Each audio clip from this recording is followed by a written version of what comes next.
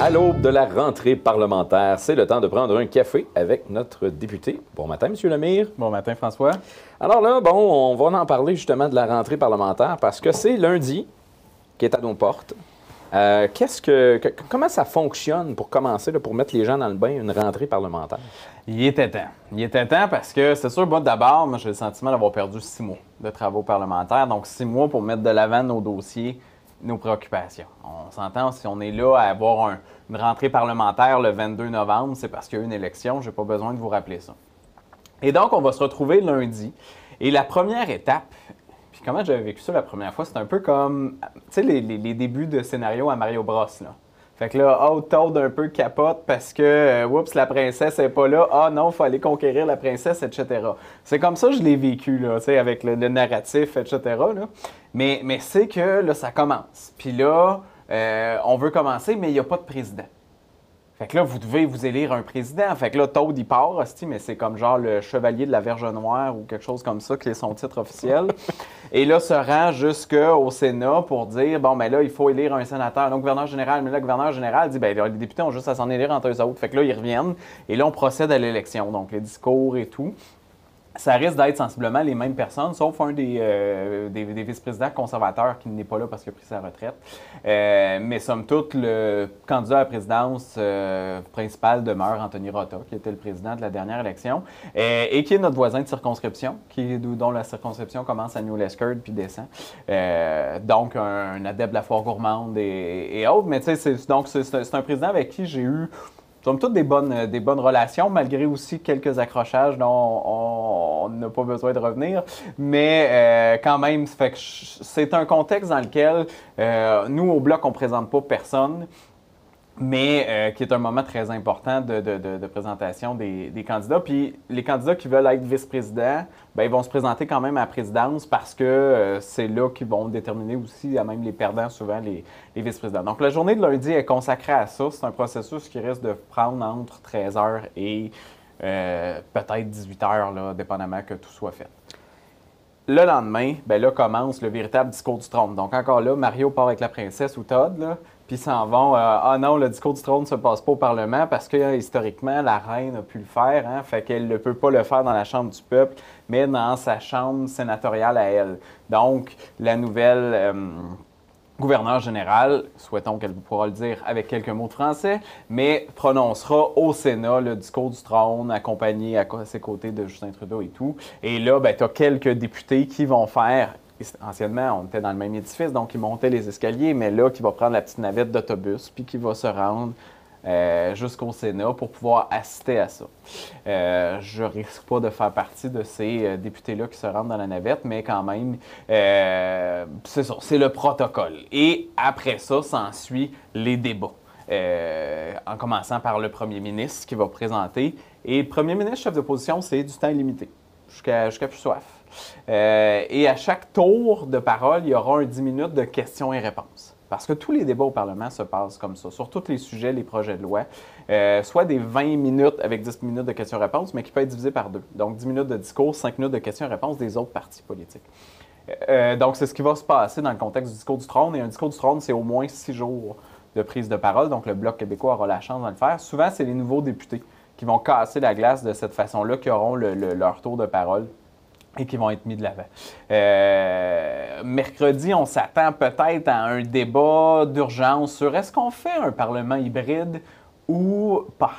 Et ça, c'est une grosse question à Ottawa. Puis moi, je veux dire, si on prend pour acquis que tout le monde qui doit rentrer dans le Parlement doit être double vacciné, ça, c'est une mesure qui a été adoptée.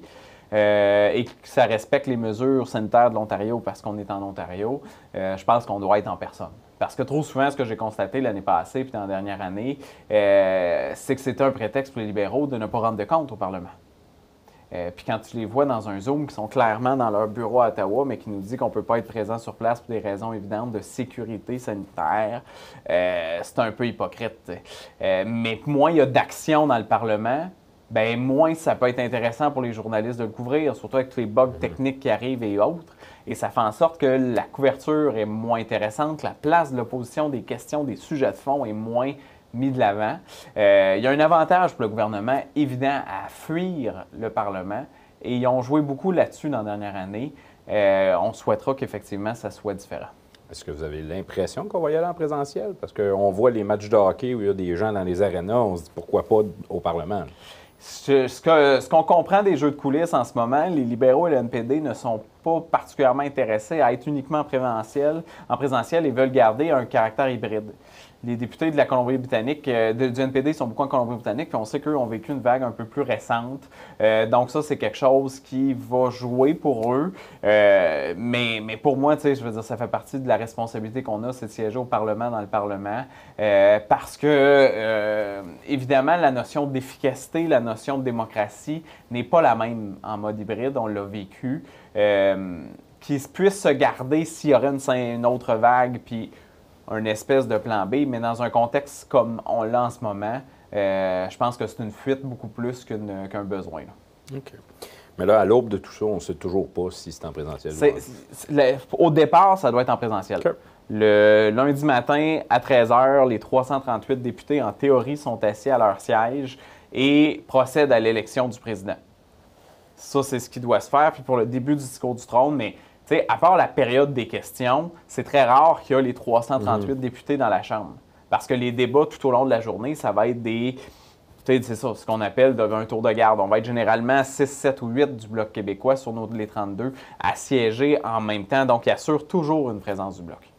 On va faire une courte pause. Puis après la pause, on va parler des revendications de votre parti. Merci.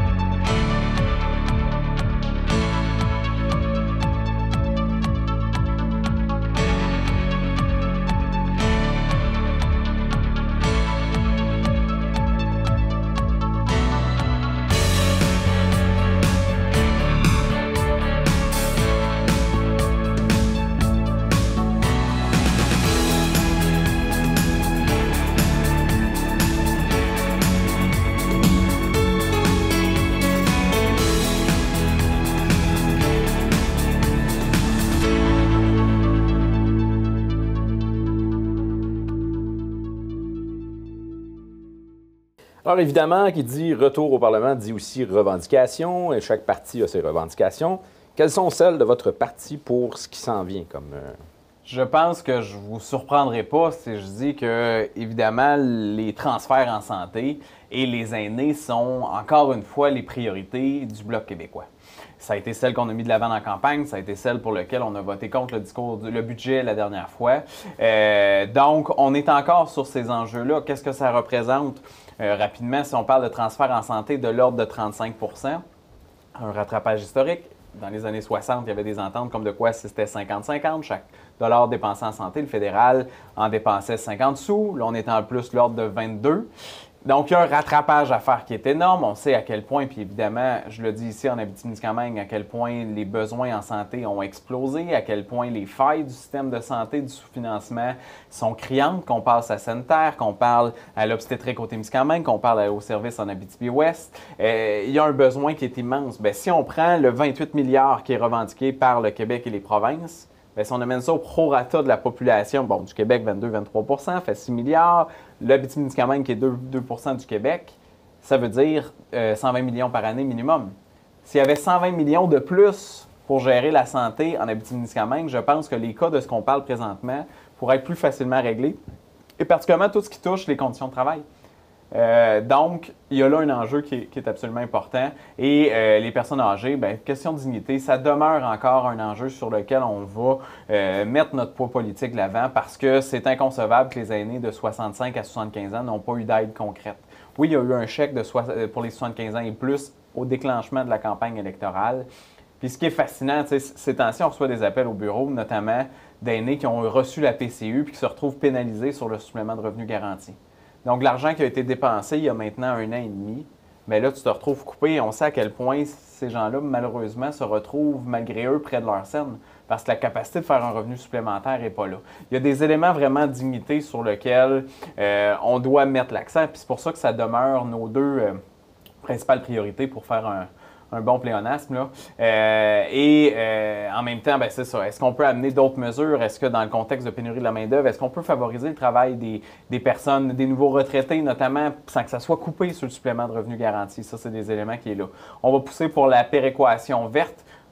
Notamment, est-ce qu'on peut apporter des solutions par notamment la fiscalité à l'environnement? Ça, c'est quelque chose qui nous tient à cœur. Les libéraux, on espère qu'ils vont ramener très rapidement le projet de loi C10. Bon, historiquement, ça s'appelait C10, mais le projet de loi sur la radiodiffusion pour s'assurer qu'on puisse aller chercher de l'argent dans les gros GAFA et autres, puis l'amener vers, par exemple, nos télévisions locales communautaires, le financement des artistes, le soutien à la culture, une meilleure redistribution des richesses de ce côté-là. On s'attend à ce que les libéraux ramènent aussi le projet de loi sur les thérapies de conversion parce que ça existe au Canada des gens qui trouvent qu'un homosexuel se guérit par une thérapie puis c'est une maladie, etc. Bien, s'assurer que ça soit reconnu comme un crime. Mais ça, c'est des projets de loi qui étaient très avancés dans la dernière législature qu'on aurait pu faire adopter rapidement à l'automne, mais qui ne sont pas arrivés à cause, de l'opposition des conservateurs, mais aussi à cause des élections. Et comme on disait dans la dernière émission, on repart à zéro dans ces dossiers-là, puis on recommence le travail. Absolument. Tout recommence de zéro. J'imagine qu'on va parler de français aussi, avec ce qui est arrivé du côté d'Air Canada dans les dernières semaines, qui a fait beaucoup jaser. Ça, j'imagine pas comment ça aurait été si le Parlement avait effectivement siégé. Le Bloc québécois a demandé la démission de M. Rousseau, et pour cause.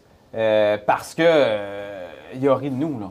Je veux dire, de nous dire dans un français très approximatif qui commence une allocution puis qu'après ça, qui continue en anglais, c'est quand même le PDG d'Air Canada et il a poussé l'insulte à l'injure en nous disant de toute façon, moi, ça fait quoi, 10-14 ans que je suis à Montréal puis je peux très bien évoluer en anglais. Hashtag, je m'en calisse. Ça ne se fait pas. Surtout d'une compagnie qui a une réputation aussi exécrable qu'Air Canada en matière de droit linguistique. Beaucoup de gens, même en Abitibi-Témiscamingue, qui s'en vont à Montréal, ont de la misère à recevoir des services en français. S'il y a un endroit dans lequel il y a beaucoup de plaintes, c'est bien aussi sur nos services Rouyn-Noranda-Montréal. Parce que, Colin, c'est des francophones qui prennent ces vols-là, nos gens d'affaires et autres, et incapables d'être servis en français. C'est toute une mentalité. Évidemment, bon, là, ça nous amène à toute la loi sur les entreprises qui sont sur la charte fédérale, pouvoir les assujettir à la loi 101 comme le souhaite le gouvernement du Québec, comme le souhaite le Bloc québécois. Le projet de loi de Mélanie Joly n'allait pas en ce sens-là. Est-ce qu'on va pouvoir ramener cet enjeu-là? Est-ce que ça donne peut-être des meilleurs arguments quand on se rend compte que finalement, c'est quoi la différence entre les deux projets de loi? Bien, c'est des dérapages comme profite Air Canada en ce moment. On ne fait pas, on n'assure pas la survie du français, on n'assure pas l'offre de service auprès des francophones.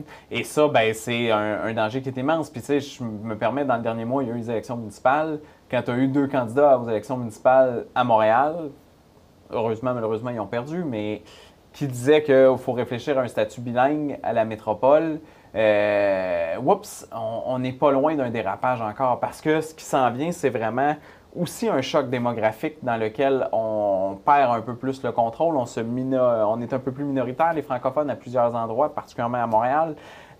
Donc, il y a des actions qui doivent être faites beaucoup plus robustes, beaucoup plus costaudes qui doivent être faites au niveau du français. Puis évidemment, la situation d'Air Canada est extrêmement préoccupante. On rit de nous, puis il faut apporter des solutions, là. Est-ce qu'il y a d'autres sujets qui risquent de faire l'objet de débats cette année?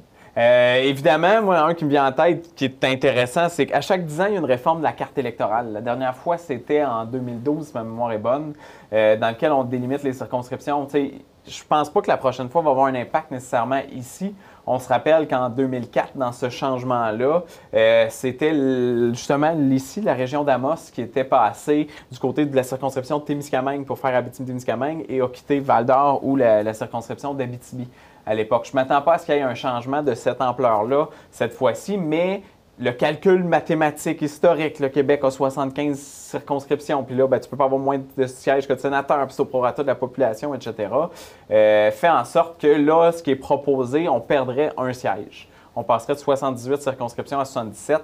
L'Alberta en aurait un de plus, l'Ontario, puis une autre province. Évidemment, c'est quelque chose qui est extrêmement dangereux parce que c'est encore là d'éteindre le poids du Québec progressivement. On se rappelle que c'était un des points de négociation importants des accords du début des années 90, Meet Charlottetown, de pouvoir geler le poids du Québec à 25 %, même si on sentait qu'il y avait un poids démographique qui diminuait. Déjà là, on était à 22-23 % actuellement.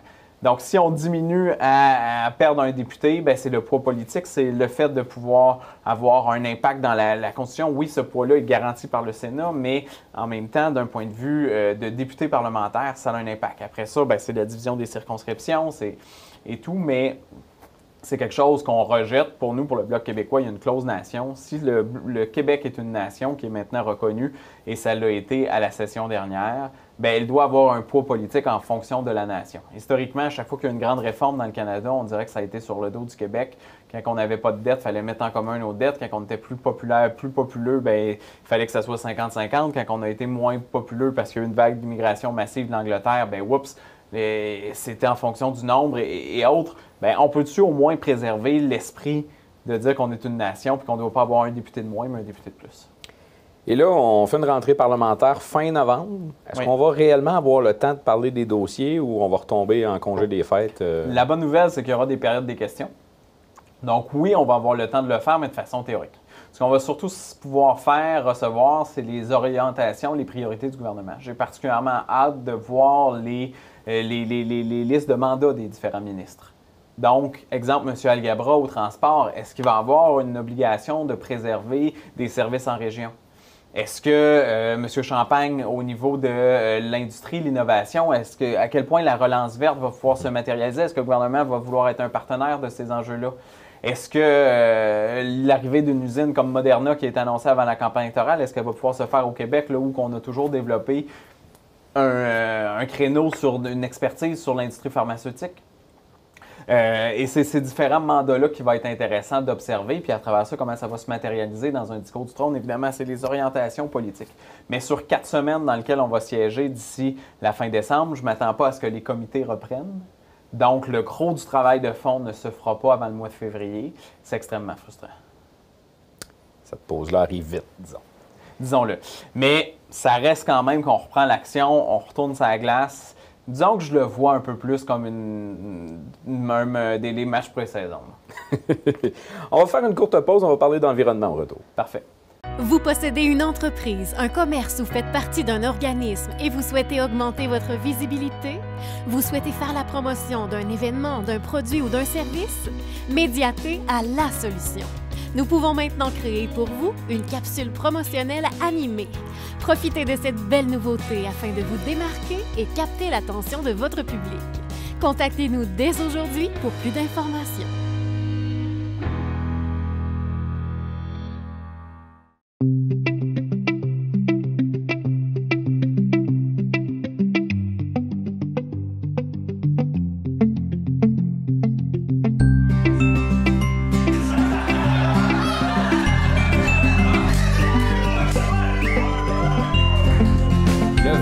Octobre dernier, c'était la journée mondiale de lutte contre la polio. Et là, vous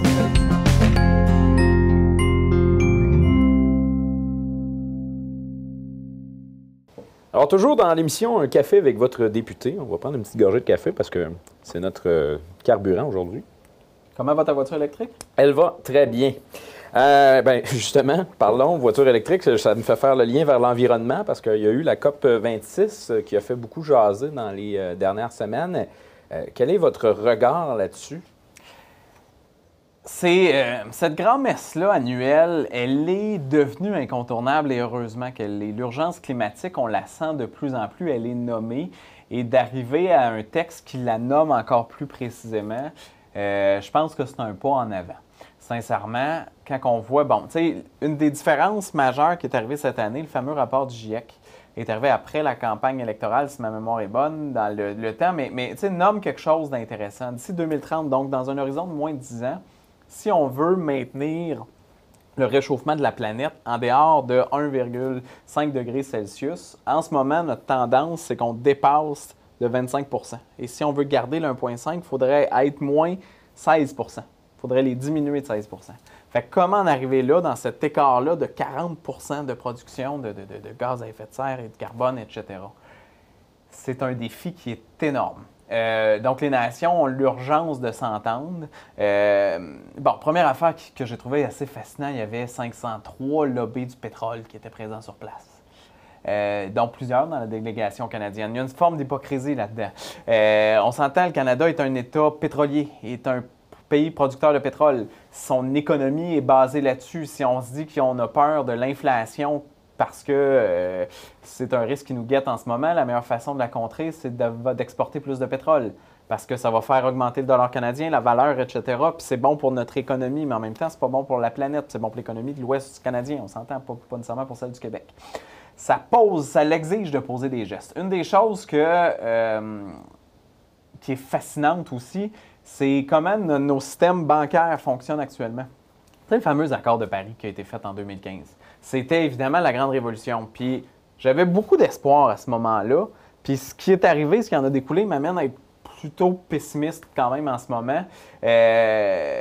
C'est que, bon, chaque État devait s'entendre, etc. Il y a depuis 2015 plus de 700, je ne veux pas manquer le chiffre, je pense que c'est 700 milliards de dollars d'investissement par les banques canadiennes dans les industries pétrolières.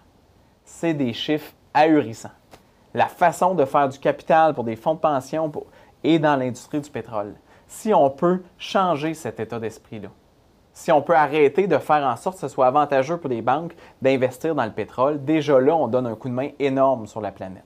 Je comprends qu'on a encore besoin de pétrole demain matin, on ne roule pas tous en électrique, puis pour avoir roulé en électrique cette semaine, puis traverser le parc La Vérandrie d'une tempête de neige, c'est pas... J'avais ma salopette d'hiver, puis je me sentais un peu militant, là, parce que tu ne veux pas mettre du chauffage pour être sûr de traverser. Je comprends qu'on ne peut pas exiger ça de tout le monde. Mais quand même, tous les investissements qui se font là, si on fait vraiment une relance verte, ça passe par des fonds de pension, des REER qui sont avantageux pour des fonds qui investissent dans les transitions énergétiques. Et vraiment, il faut miser là-dessus. Le gouvernement fédéral a une responsabilité là-dedans. Tu sais, je pense, exemple, au syndicat, le syndicat de la CSN, de la FTQ, ont un fonds de travailleurs et dans lequel il y a un retour d'impôt qui est là. Si on faisait la même chose, puis en même temps, les rendements sont très bons. Moi, mes REER sont... pas des gros REER dans la vie, mais ils ont toujours été chez le fonds Éco-Terre, non, Éco-Société, en tout cas, de Desjardins. Et c'est probablement sur 10 ans, sur 15 ans, un des fonds qui a eu les meilleurs rendements. Mais si on oriente notre fiscalité vers la transition énergétique, au lieu de le mettre dans le pétrole, on est capable de contribuer à ce virage-là d'une façon majeure et importante. Et c'est des solutions comme ça qu'il faut mettre de l'avant. Ma collègue Christina Michaud était sur place à Glasgow et notamment, elle témoignait d'avoir jasé aussi des solutions qu'on met de l'avant comme la péréquation verte. Est-ce qu'on peut redéfinir les façons dont se vit le Canada, les relations entre les provinces, entre le gouvernement fédéral, mais à partir de cet élément-là, qui est l'impact environnemental, l'empreinte carbone. Si on est une province qui a des bonnes habitudes, bien, est-ce qu'on peut avoir un avantage au lieu d'être pénalisé? Et évidemment, si tu pollues, tu as un avantage financier, donc c'est une compensation ce qui se fait, parce que la pollution a un impact aussi sur la santé. Plus il y a plus de pollution, plus il y a de smog, plus les gens ont des problèmes respiratoires, plus ils vont être dans les hôpitaux. Je veux dire, c'est une roue qui tourne aussi. Donc, on a une responsabilité, puis ça a un coût à polluer. La pollution a un coût. Est-ce qu'on peut la tarifier davantage? Évidemment, la taxe carbone a été abordée. Mais comment qu'on va mettre ces solutions-là à long terme? Bien, je pense qu'un des premiers chantiers sur lesquels on peut agir est évidemment de quelle façon on finance les industries. Puis les grandes banques ont une responsabilité majeure et comme citoyens aussi, rendre ces fonds-là moins attractifs. Avez-vous l'impression en 2021 que les gens sont peut-être un peu plus sensibilisés sur les changements climatiques avec tout ce qu'on voit qui se passe aussi? Évidemment que les gens le sont davantage. Tu sais, on vient de vivre les élections municipales. Ça a été, dans plusieurs municipalités, un enjeu qui est devenu de plus en plus incontournable. Mais de quelle façon ça se manifeste, ça reste quand même pas évident nécessairement pour chaque citoyen de le voir. Puis, tu sais, je veux dire, on peut se donner les exemples, comme je le dis, de voitures électriques. C'est évident qu'on ne peut pas demander à tout le monde de traverser le parc La Vérandrie avec une salopette d'hiver parce que tu ne peux pas mettre de chauffage pour être sûr de traverser le 202 km entre les deux bornes. Je l'ai fait là. Si on installait plus de bornes, justement, c'est le fun d'en mettre une dans le centre-ville de Val-d'Or, mais pas sur le bord de la route.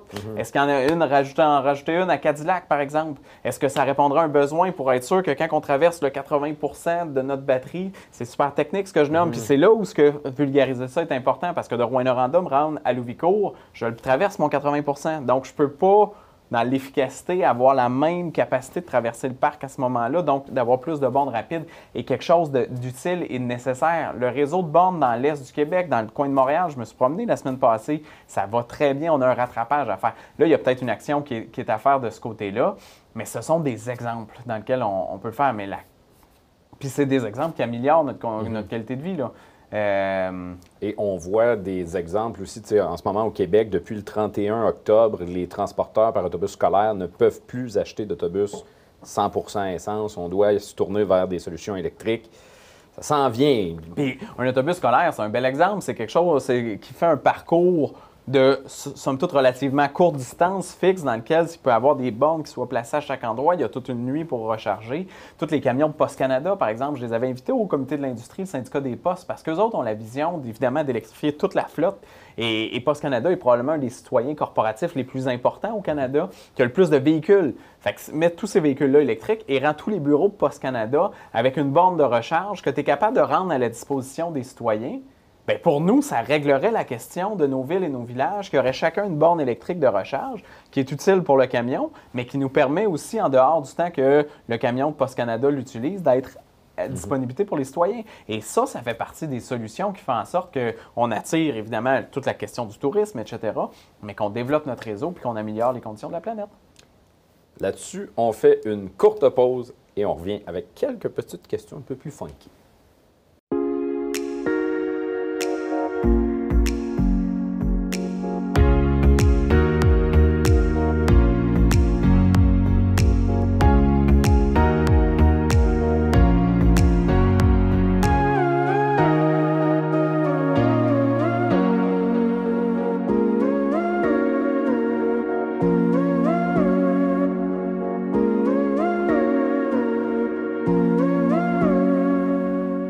Alors, on est de retour pour la finale de cette émission-là. Et là, j'ai toujours quelques petites questions un peu plus funky. J'en ai une du Père Noël qui nous demande, Monsieur Lemire, avez-vous été sage cette année? Je pense que oui.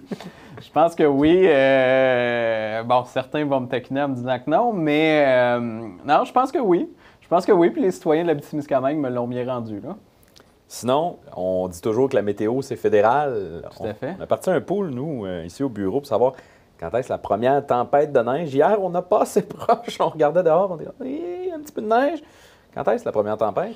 Bien, habituellement, c'est la semaine de l'Halloween ou au Festival du cinéma à Rouyn-Noranda. Effectivement, on est retardé. Moi, j'ai pas pris de chance. J'ai quand même déjà mes pneus d'hiver, ce qui a aussi un impact sur mon véhicule électrique. Mais moi, j'ai hâte. J'aime l'hiver. Évidemment, bon, comme joueur de hockey, on peut jouer quand même dans l'aréna. Le plus tôt possible. Le plus tôt possible, mais moi, je pense que celle-là qui est là, elle ne repartira pas nécessairement. Là. Je sais pas. J'ai hâte de voir, mais on se posait la question, première tempête. Puis les centres de ski aussi, on commence à avoir hâte là, de ce côté-là, de voir un peu de neige ou d'être capable de faire de la neige. C'est ce qu'on me disait là, dans les derniers jours. Là. On commence à avoir hâte. Là. Mais je sais, moi, j'aime l'hiver. Fait que j'ai hâte qu'elle se fasse. Puis c'était particulier parce que j'arrivais des Laurentides. Dans les Laurentides, il y avait de la neige. J'arrive en Abitibi, il y en avait moins. Fait que j'étais comme, voyons, c'est injuste, ça. C'est nous autres qui devraient avoir de la neige, là. Particulier cette année. Mot de la fin? On a du temps? Mot de la fin, Colin. Je partageais un peu mon état d'esprit. Tu sais, ça fait 2 mois que je sens que le travail est suspendu. Tu sais, une campagne électorale, c'est quelque chose d'éreintant. On vient de le vivre au niveau municipal aussi. Puis j'ai une pensée pour, évidemment, tous les élus, les féliciter, mais les candidats défaits aussi, les féliciter là-dedans.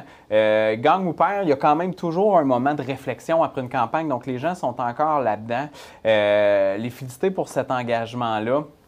Moi, tu sais, bon, ça a pris 2 mois avant de repartir. C'était pas mon choix. Je me suis permis de ralentir un peu, de pas nécessairement surbooker mes horaires parce que c'était là. Tu sais, c'est les vacances d'été que j'ai pas eues. J'ai pas nécessairement pris de vacances, mais c'est ça. Fait que j'ai hâte de retrouver le terrain, la glace, comme je disais tantôt, parce qu'il y a tellement d'enjeux qui sont tellement importants pour la région. Puis j'ai tellement le sentiment d'avoir perdu 6 mois de ma vie à cause de ces élections-là. Fait que tu sais, c'est ça. Je suis un peu dans un esprit de couteau entre les dents, mais Colin, que j'ai hâte que ça bouge. C'est comme ça que je me sens en ce moment. Ben voilà, on a hâte que ça bouge et on se dit bonne journée. On se revoit une prochaine fois. Merci François.